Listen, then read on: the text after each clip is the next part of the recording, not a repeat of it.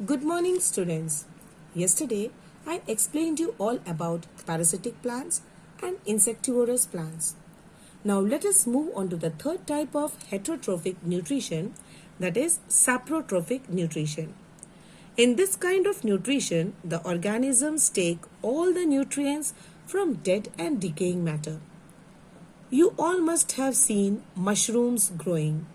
Mushroom is a kind of a fungus.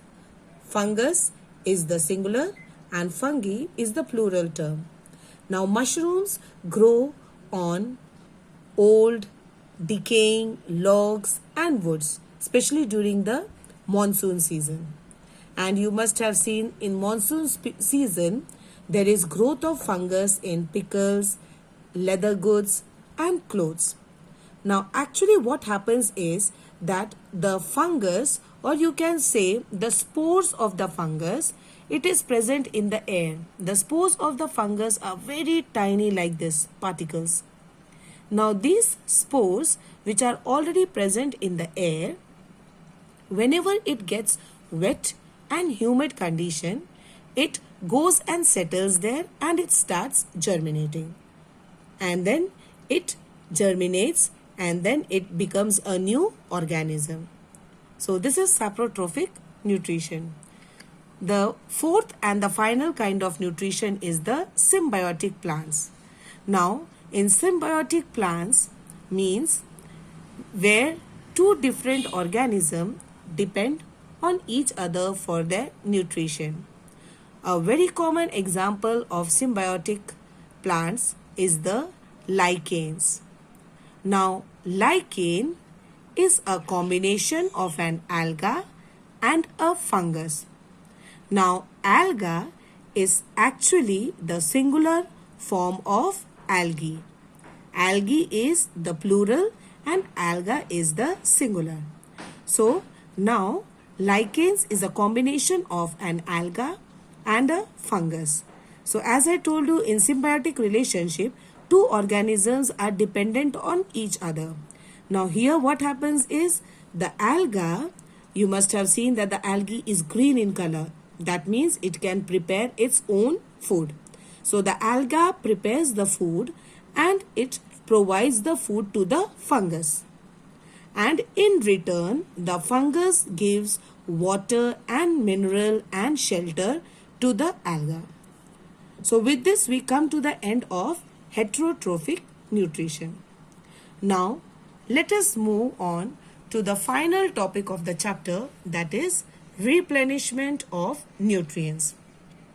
Now, I told you in the first video that the roots absorb water and minerals from the soil, and when they keep on absorbing the nutrients from the soil becomes devoid of nutrients. That means nutrients की कमी हो जाती है.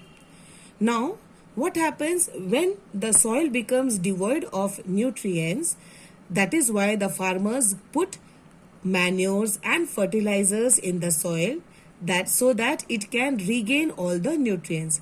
And the farmers, when they put the fertilizers, they usually put NPK fertilizers. So NPK fertilizers contain nitrogen, phosphorus and potassium in it.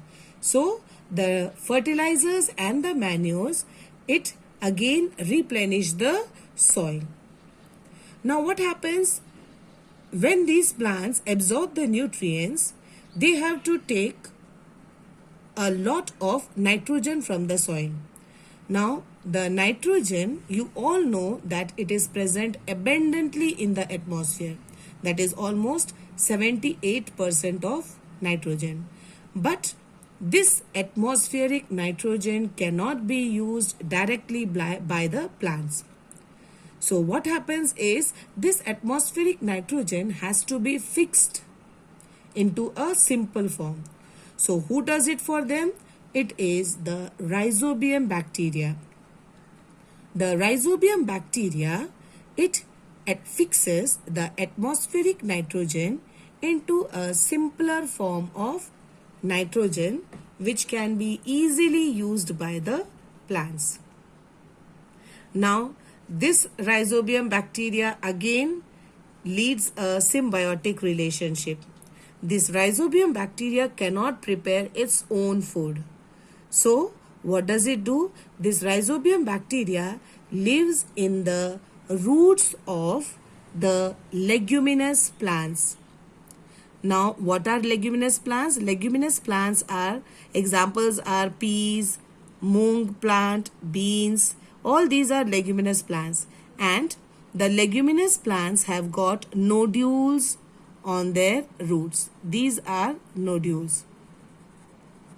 Now, the leguminous plants have got nodules on their roots. This is the root and these are the nodules. And inside these nodules lives the rhizobium bacteria. So now what does this rhizobium bacteria do is, the rhizobium bacteria provides nitrogen to the plants, which is very, very important. Nitrogen is very important for the plants. So the rhizobium bacteria provide nitrogen to the plants, and the plant in return gives food and shelter. That means, see, it is living in the root of this particular plant. So the leguminous plant is giving them food and shelter. So this is another example of symbiotic relationship. What was the first one? The first one was lichen, and the second one is rhizobium bacteria and the leguminous plant. So with this, we come to the end of this chapter. I hope the chapter is clear to all of you. Please read the chapter once again, and if you have got any doubt or any queries, you can contact me on my WhatsApp number. Thank you.